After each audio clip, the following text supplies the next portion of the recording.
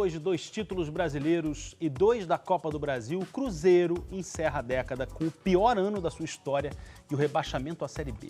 As perspectivas para 2020 não são boas. Salários atrasados e uma dívida de 700 milhões de reais são os maiores obstáculos para a reconstrução.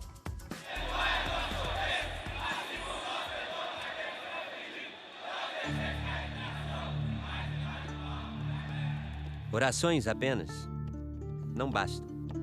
Também orei junto. Eu até me emocionei um pouquinho.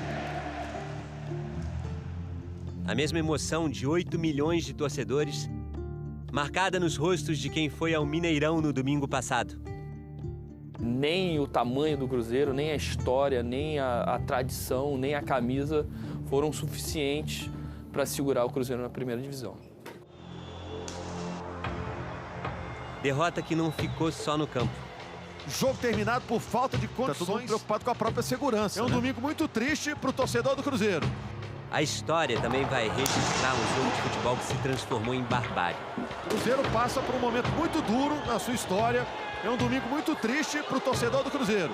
Em um cenário de guerra, não há fé que resista. Tava tendo muita bomba e gás de pimenta. Aí foi nessa hora que eu corri que eles falou que a fé abandonou o Cruzeiro. Jamais eu vou abandonar o Cruzeiro. O Guilherme tá sempre no Mineirão. Corpo pintado com o que sobrou para os cruzeirenses. A fé, cara, sempre vai continuar. Todos os jogos do Cruzeiro aqui dentro do Mineirão, eu estarei lá. Enquanto o torcedor reúne forças para 2020, o Cruzeiro parece ser um clube arruinado. E qual que é o tamanho do rombo? É alguma coisa perto. Olha, o Cruzeiro está tão desorganizado que a gente não tem nem noção desse número direito ainda. Mas é em torno de 700 milhões de reais e isso é tranquilo. As nossas contas, os nossos contratos, os nossos acordos estão na mão da polícia, do Ministério Público, da imprensa, do Conselho Fiscal, dos conselheiros. Cruzeiro nas páginas policiais virou rotina esse ano. Dirigentes e funcionários investigados. E tudo isso mexe diariamente nos bastidores do clube.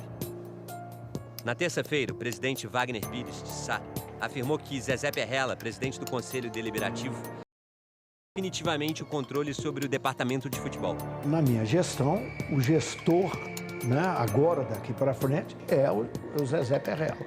2 dias depois, Perrella foi demitido. A maneira que ele agiu de mandar uma mensagem para mim, né, eu acordei, liguei meu telefone e vi que eu não era mais o gestor de futebol do Cruzeiro. Quer dizer, não teve nem a consideração de conversar comigo. A maioria dos dirigentes não aprendem entender que o futebol representa um grande bem social nesse país.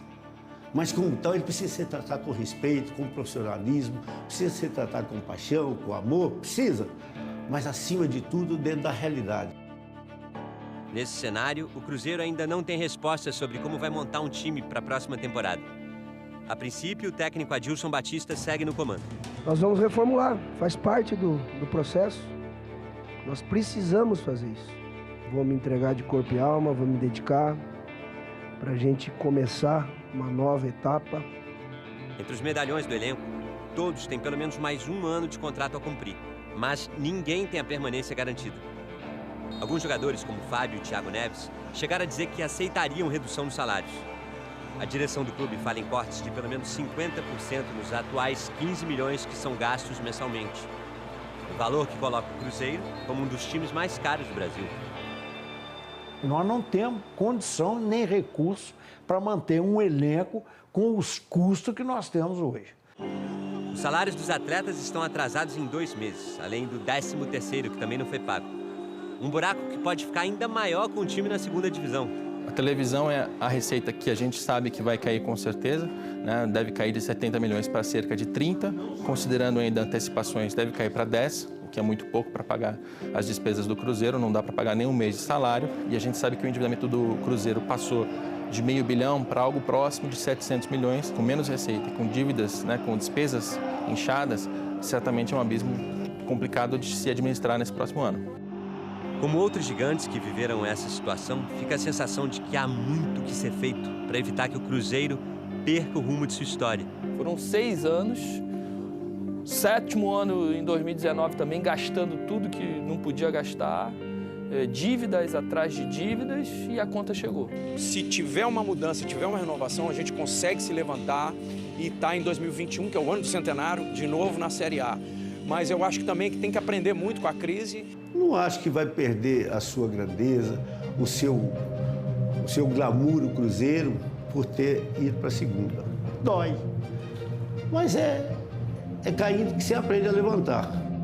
E não há melhor lição para quem está começando a vida nas arquibancadas. Todo time uma hora vai cair e não desanimar para subir de novo. Gabriel é uma figurinha fácil nos jogos do Cruzeiro, sempre ali, no colo do pai. A paixão da gente é tanto que você vai, chega lá, coloca no pescoço, você nem sente. Na hora que vai ver, já tá acabando o jogo já, porque é bacana de ver aquilo ali, entendeu? Eles ficam me balangando assim, parece bandeira. Virou bandeira, um amuleto cruzeirense. Olha ele aí em 2014, quando o Cruzeiro comemorou o bicampeonato brasileiro. Aos 9 anos, coleciona camisas e alguns títulos. Tá aprendendo que time grande pode até cair, mas nunca deixa de ser gigante.